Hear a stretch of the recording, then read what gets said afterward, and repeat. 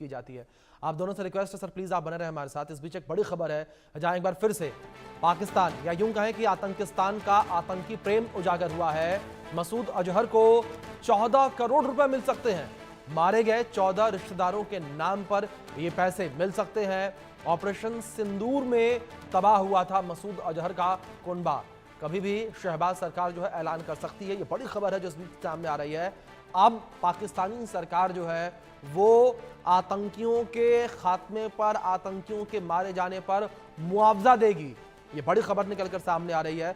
अब तक हमने सुना था मुआवजा उन लोगों को मिलता है जो शहीद होते हैं या किसी अप्रिय घटना में किसी सिविलियन की जान चली जाती है, तो उनके परिवार के लोगों को गुजर बसर करने के लिए मुआवजा सरकार के द्वारा दिया जाता है, जो कि सरकार का दायित्व भी बनता है अपनी जनता के लिए। लेकिन पाकिस्तान या यूं कहें आतंकिस्तान ऐसा पहला देश होगा जो आतंकियों को मुआवजा देता है। ये बड़ी खबर निकलकर सामने आ रही है। आतंकी प्रेम पाकिस्तान का एक बार फिर से उजागर होता हुआ, और आतंकियों के मारे जाने पर पाकिस्तान जिस तरीके से मातम मना रहा है, तो वहीं अब जो है पाकिस्तान के द्वारा मुआवजा दिया जाएगा, जिसका ऐलान कभी भी हो सकता है।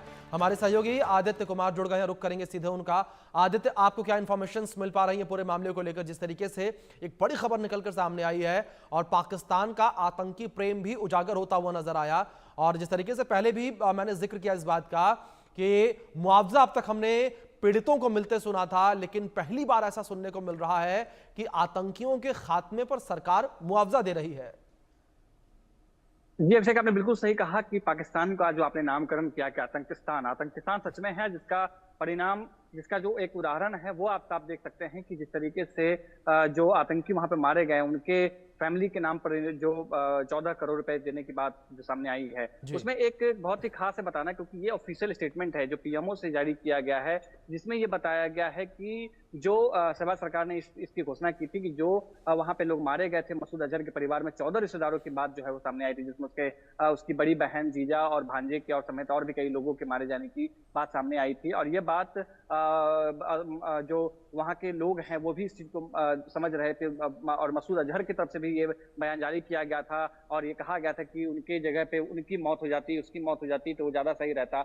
उसके बाद जो है ये बताया जा रहा है कि जितने भी लोग मारे गए उन सबके जिंदा परिवार जो होंगे उनको एक मृतक के आधार पर 1 करोड़ रुपए दिया जाएगा। यानी कि 14 लोग मसूद अजहर के परिवार से मारे गए थे, जो जैसे मोहम्मद के जो संस्थापक माना जाता है और बहुत ही बड़ा एक आतंकवादी माना जाता है, उसके जो संस्थापक, और इसको 14 करोड़ रुपए देने की बात जो है वो सामने आ रही है। साथ ही जो घर, जो बिल्डिंग सैन्य अधिकारियों द्वारा, भारतीय सेना द्वारा वो जो बिल्डिंग है उसको दोबारा से भी बनाया जाएगा। आप समझ सकते हैं कि आतंकिस्तान किस तरीके से अपने आदत से मजबूर है, जिस तरीके से वो आतंकियों के कुनबे के ऊपर में कार्रवाई करने के बजाय उनको और मदद दे रहा है, उनको और हेल्प कर रहा है दोबारा से खड़ा करने के, पूरा जो ढांचा है वो खड़ा करने के लिए। ये बहुत ही एक चिंताजनक बात भी है, और ये धृष्टता जो है पाकिस्तान की, आतंकिस्तान की, वो समझ में आता है। साथ ही बताया ये भी जा रहा है कि जो बिल्डिंग बनाए जा रहे हैं, बनाए जो गिरे हैं उनको दोबारा बनाने की बात है, तो एक वर्ल्ड लेवल पे भी और भारत के लिए एक चिंता का विषय है कि क्या उन जगहों को दोबारा से पाकिस्तान इस्तेमाल करेगा, आतंकी जो गतिविधि है उसको लोगों के सामने, देश के सामने दोबारा से एक खतरा पैदा करेगा, या किस तरीके से कोई खास तौर से भारत में जैसे मोहम्मद का बहुत ही बड़ा एक रोल रहा है, आतंक जो घटनाएं होती रही हैं उसको लेकर के लगातार ये बातें जो है सामने आ रही हैं। और ये ऑफिशियली है, पीएमओ के जो प्रेस रिलीज जारी किया गया उसके आधार पर है। ये कंफर्म है कि 14 करोड़ रुपए सीधे सीधे जो मसूद अजहर है उसको मिलना है, और वो सब जो 14 लोग मारे गए हैं उसके बेस पे मारे जो दिए जाएंगे, जो उनके परिवार से जो बचे हैं वो। और साथ ही आपने जो शुरुआत में बात कही कि जो शहीद होते हैं या जो किसी मासूम की हत्या होती है या मृत्यु होती है, उस बेसिस पे ये जो एड्स हैं वो दिए जाते हैं, ये जो पूरे पैसे हैं ये दिए जाते हैं। लेकिन अभी पाकिस्तान में आप देख सकते हैं,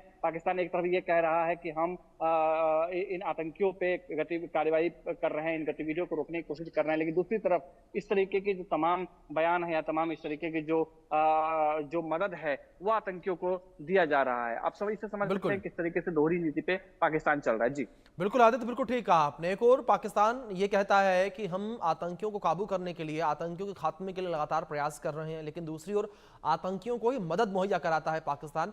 और पाकिस्तान भारत को देखकर भी नहीं सीखता। जिस तरीके से IMF का एक नया बयान जिस तरीके से सामने आया है, IMF के द्वारा नया दावा सामने आया, IMF ये कह रहा है कि 2026 तक भारत विश्व की तीसरी सबसे बड़ी अर्थव्यवस्था बनेगा। दूसरी ओर अगर पाकिस्तान को देखा जाए, पाकिस्तान जो कि आतंकवाद से लगातार ग्रसित है और आतंकवाद की वजह से ही लगातार पाकिस्तान की इकोनॉमी कहां जा रही है वो हम सभी को पता है।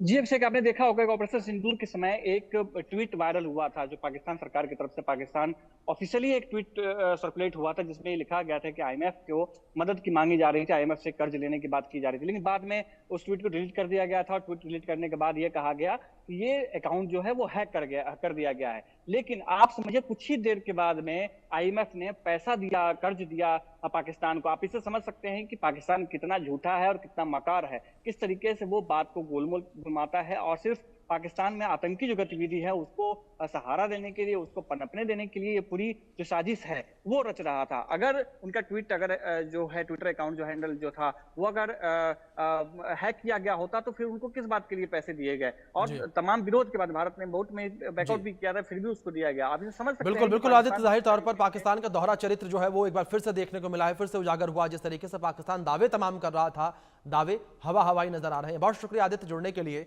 और इन तमाम अपडेट्स के लिए भी। और इस बीच मैं दोनों मेहमानों से भी रिक्वेस्ट करूंगा, सर आप बने रहें हमारे साथ। वक्त छोटे से ब्रेक का, जल्द लौटेंगे।